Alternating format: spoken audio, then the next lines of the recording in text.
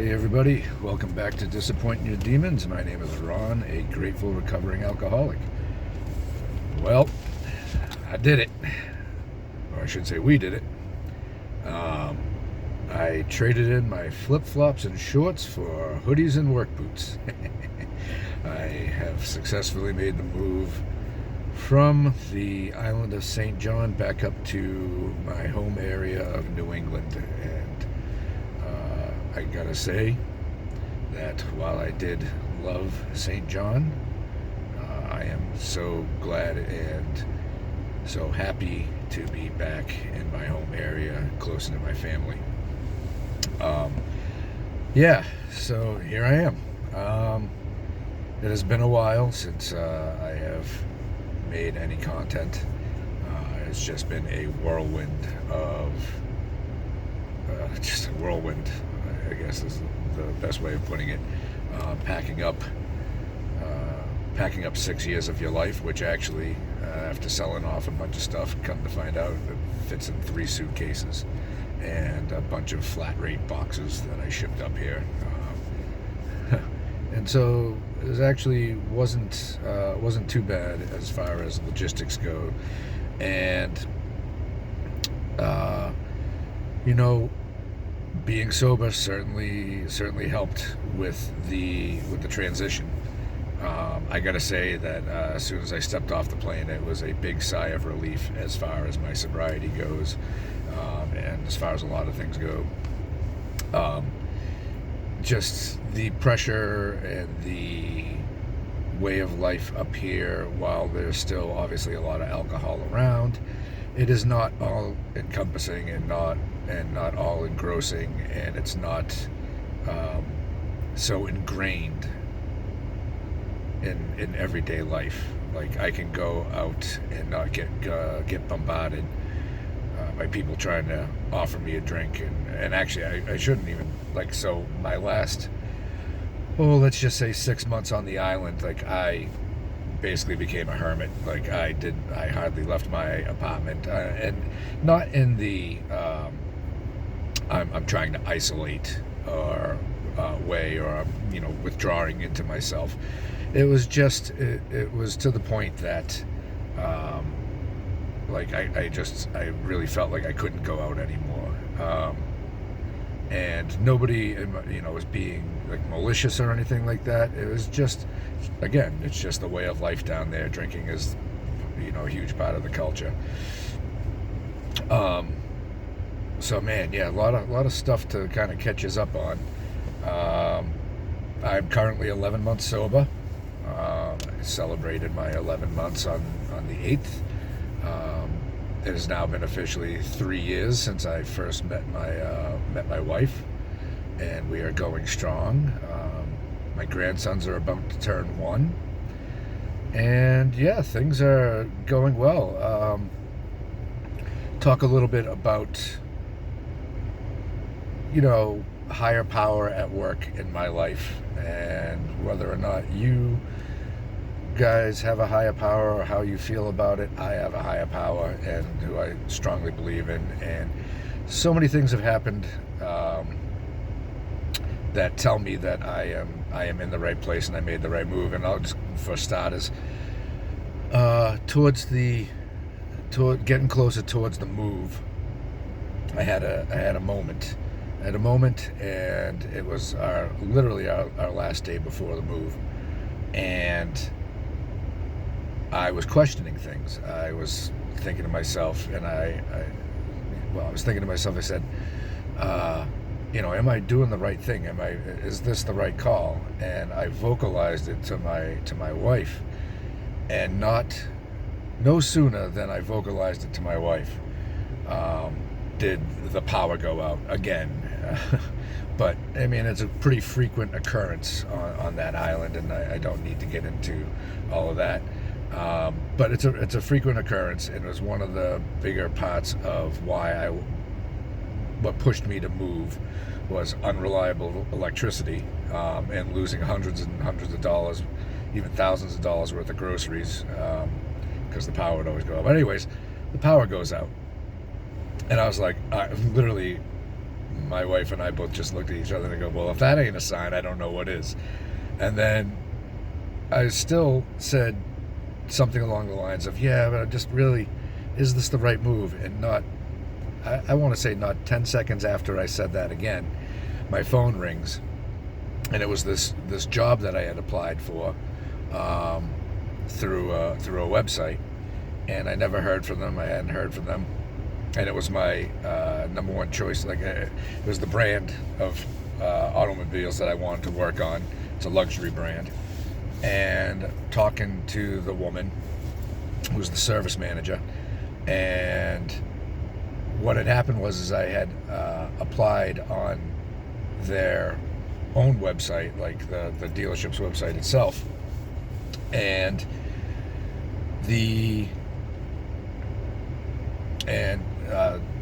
so it went through, and it was like 2 days later she calls me and said, come in literally the day after we land.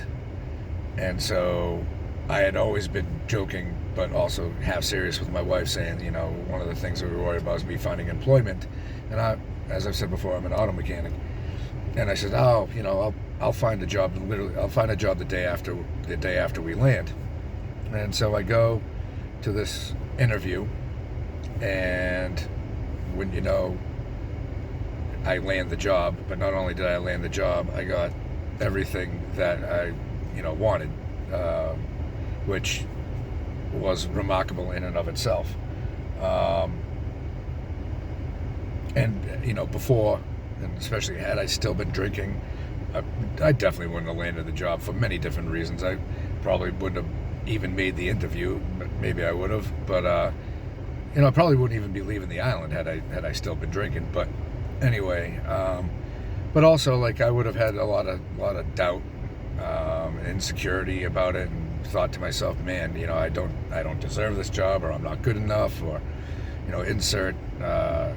insert excuse here why I wouldn't have gone to the interview or wouldn't have gotten the job.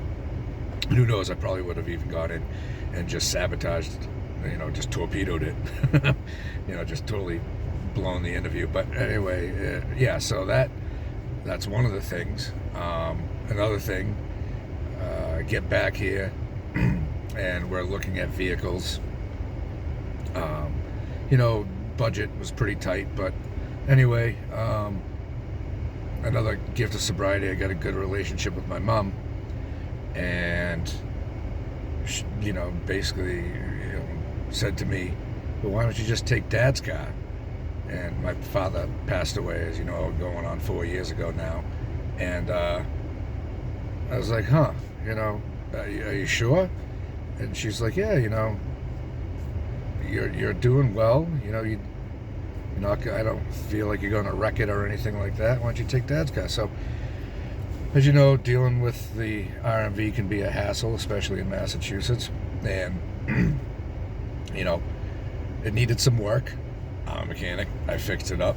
So for less than $1,000, I'm in a really decent car, especially compared to the cars that I was driving around on that island. And so that fell into place. And then found an apartment in the exact area that we wanted, and all these things. A lot of you out there might say, oh, that's just coincidence, or that's just normal stuff, like you're just getting things. Not really. Like, had I still been drinking, had I still been arranging first of all, I wouldn't be staying with my mother for the last couple of weeks. She wouldn't have let me in the house. Certainly wouldn't have given me my father's car. And then, finding the apartment that I found, like, I wouldn't have done none of it. I would have just probably boozed it up, taken the first shit job that I thought I deserved, and tried to make a go of it. But that's another thing that we do in sobriety, I think, is that we don't sell ourselves short anymore. I know that I'm worth more. And I'm not like conceited or bragging or anything, but I actually know my worth now, which is very important. And just the fact that my wife came with me to New England. I mean, she's originally from Texas and had been living in the Caribbean with me for the past 3 years. She's going from really hot to, 85 degrees pretty much year round, to now, we get off the plane and it's freezing. But she came with me, and she's ready for this new adventure. And getting to spend a lot of time with my other two daughters, and my one of my grandsons, and then my oldest daughter's flying up, gonna spend a few weeks to a month up here, and I'll have both my grandsons, who again I'm allowed to be in their life, and that's only because I'm sober. And let's see. I mean, there's just so many things, so many gifts, so many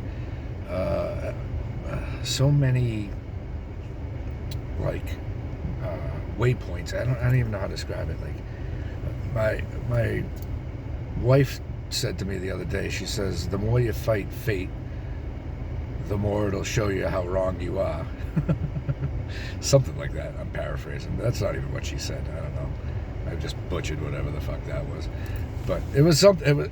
It sounded a lot smarter coming out of her mouth than it just did coming out of mine. And I've already got to visit with friends, and again, friends that wouldn't want me around while I was still drinking, and had a good time with them. And yeah. So, I mean, there's the update. It was tough leaving the island though at the same time, because I made a lot of good friends down there, and I had a lot of sober people, or or people that were really respectful of me and my not drinking down there towards the end. Like, I ran a poker game out of my apartment, just once a week, low stakes, not anything that's gonna make me not pay the rent, but we weeded out all the assholes, and eventually it was a good solid core group of us that didn't drink. Some of them did drink, but they were respectful and wouldn't drink at the poker game, and actually said to me that they liked the no drinking thing, because it was like a break for them, and it was a safe spot for them to come and just have a good time. So yeah, I'm gonna miss those guys. I'm gonna miss my coworkers. I'm gonna miss my bosses down there that became like family. But at the same time, it was time to go. It was time to go. Like, I mean, I was good in my sobriety, but at the same time, there's not a whole lot of recovery on that island. There were AA meetings to go to, but because of my schedule, couldn't make them, or otherwise. And I could have probably white knuckled it for a little while longer, but on all honesty, like, that island and the lifestyle and just my own personality, like, long-term sobriety down there was not a reasonable expectation for me, and so that is the biggest reason why I moved. Am I gonna miss some of the stuff about down there? Yeah. The beaches for sure, but I mean, even after a while, like after 6 years, I've been to every beach on that island probably a dozen times. And honestly, like, you forget that you're living in the Caribbean and living on a Caribbean island, and they just get boring after a while. As crazy as that sounds, but a lot of people say that, they're like, "Oh, that's crazy," and I'm like, "Well, yeah, you only vacation there 1 week, 2 weeks out of the whole year. You do it, live down there for 6 years, 7 years, 10 years, 5 years, whatever. It gets old after a while." But yeah, and I've come back here, and the amount of recovery, like, I go to live AA meetings now, and different ones every night. I've seen a lot of new faces, but I've seen a couple of old faces, people that had just gotten into the program, just gotten sober when I got sober the first time around, however many years ago, not 11, 12 years ago now. So that was good. That was nice. But yeah, I also kind of want to talk about too, though, is that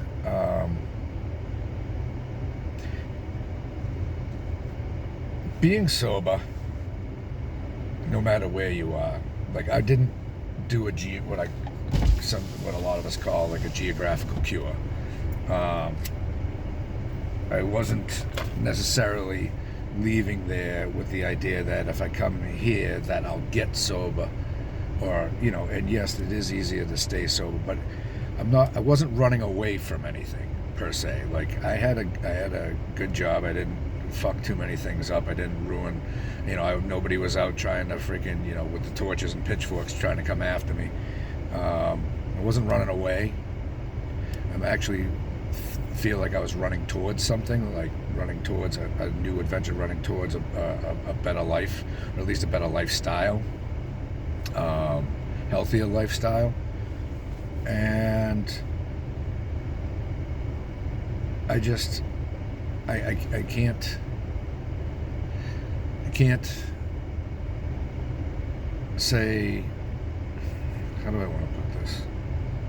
Like, I'm thankful for the years that I had down there. I found myself down there. I destroyed myself down there. And I rebuilt myself down there. And I just feel like it's time to get back to real life. Some structure, some normalcy.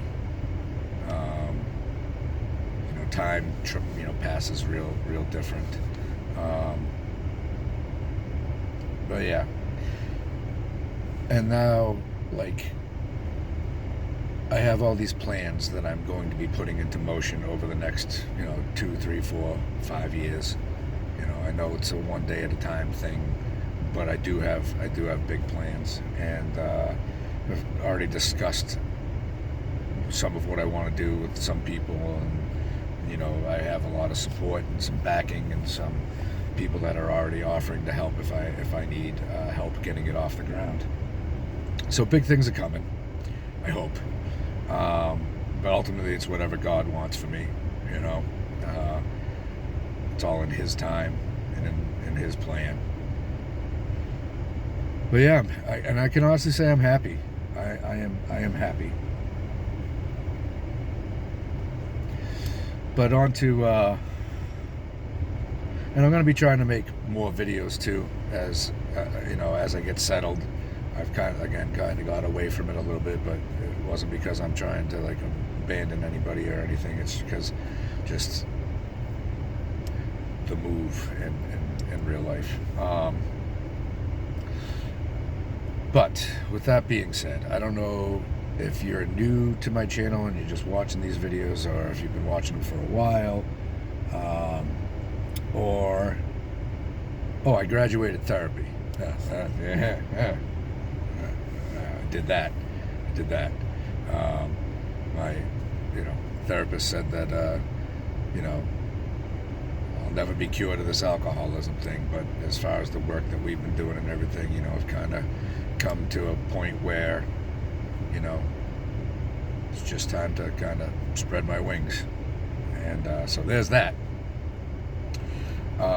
So anyways, if you're new to this channel, if you're in the program, if you're not in the program, it is also something that I do, like, that I ask myself, and I think that you should ask yourself, what have you done for your sobriety today? What are you doing for your sobriety? What are you doing to help somebody else who is trying to get sober? And the reason that I ask this, and why it's in the fore of my thoughts, is that somebody very near and dear to me, and I'm not going to break anybody's anonymity or name any names, but somebody very, very close to me has come to me for help and admitted that they have a problem, as people have in the past, but this is probably the closest to me that a person has been. And it just blew me away and made me feel like all of this has been for something, that this person was able to come to me and say, hey, I've got a problem. I've got a problem, and I can't stop by myself. I've tried, and I need help. Can you help me? What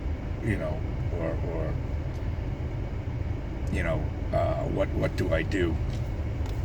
And and they came to me I feel like very fearfully, because they thought that I was going to judge them, or they thought that I was going to be mad at them or disappointed in them. And I told them point blank, like, there's nothing to be ashamed about. You know, admitting you have a problem and asking for help is one of the strongest things that you can do, period. And it's the first step. You know, step one in Alcoholics Anonymous is admitted that we were powerless over alcohol and our lives had become unmanageable. Just let that sink in for a minute. Our lives have become unmanageable, powerless. And that's exactly what it is. We are powerless over this thing. So there's no shame. And also, you know, especially newcomers first time around, you have no idea what to expect or where to go. You know, when I first came into the halls,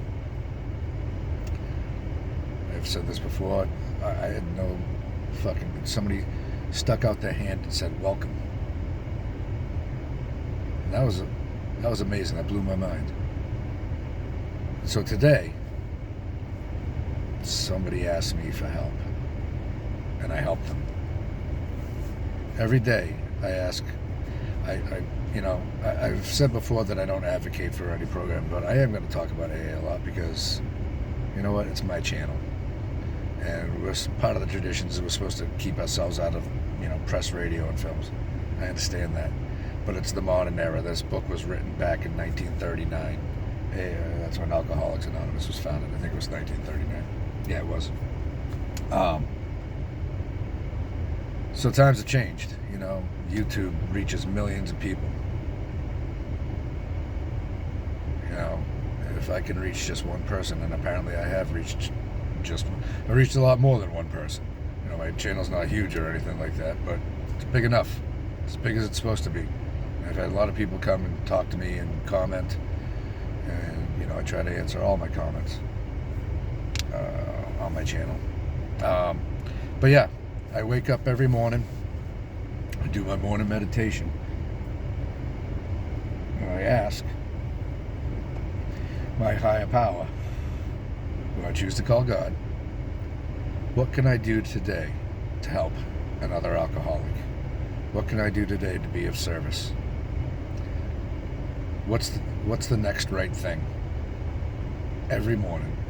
And at night, you know, a lot of people in the program say you got to get on your knees and, you know, hit your knees. I don't hit my knees. Honestly, my knees are junk. I'm too old. I won't be able to get up. But I lay there in bed before I drift off to sleep, and I thank God every night for another day sober. That's it. Thanks for another day sober. Do it all again tomorrow. And that's part of it. You know, as you've seen through if you've watched all the videos or some of the videos, you'll see the progression of my sobriety and the evolution of my sobriety. Started off kind of just being all about me. You know, I'm a drunk. I quit drinking. I did this. I did that. You know, me. But now, yes, I am a drunk. Yes, I am an alcoholic. Yes, I did quit drinking. And I've quit drinking, and I've been sober now for 344 days, one day at a time. But instead now, what helps keep me sober is doing all the things that were suggested. Helping another alcoholic, helping somebody else to achieve sobriety. It's a we program.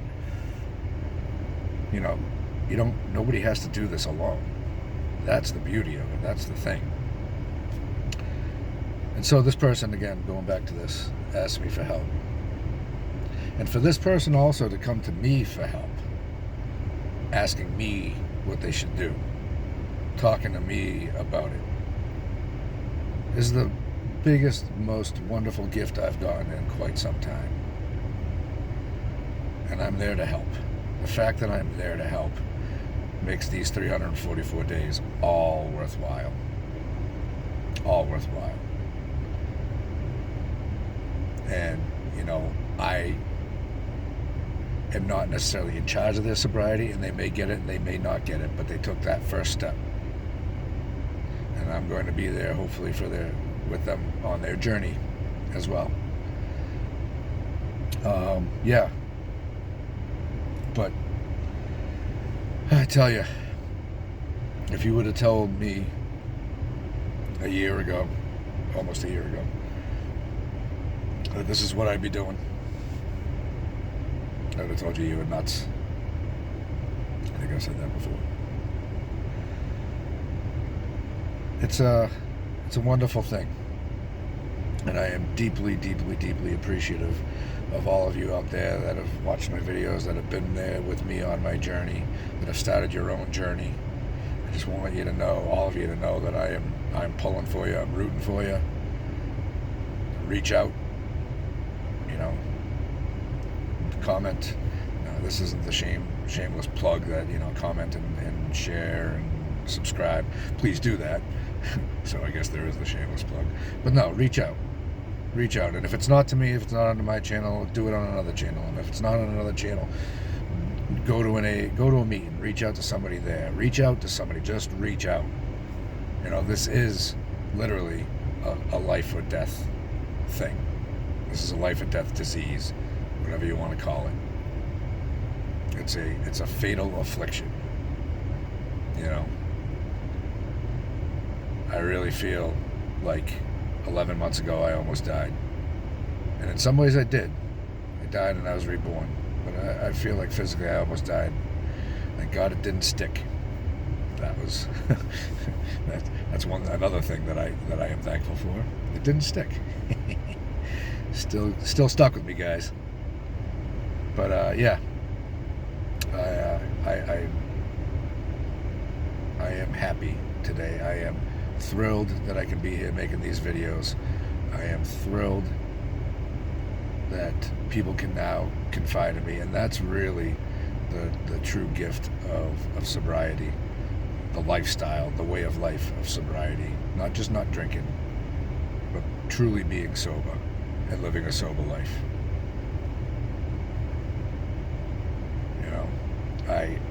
If I had one wish, is that it would be that I got this sooner. But I got it when I was supposed to, I suppose.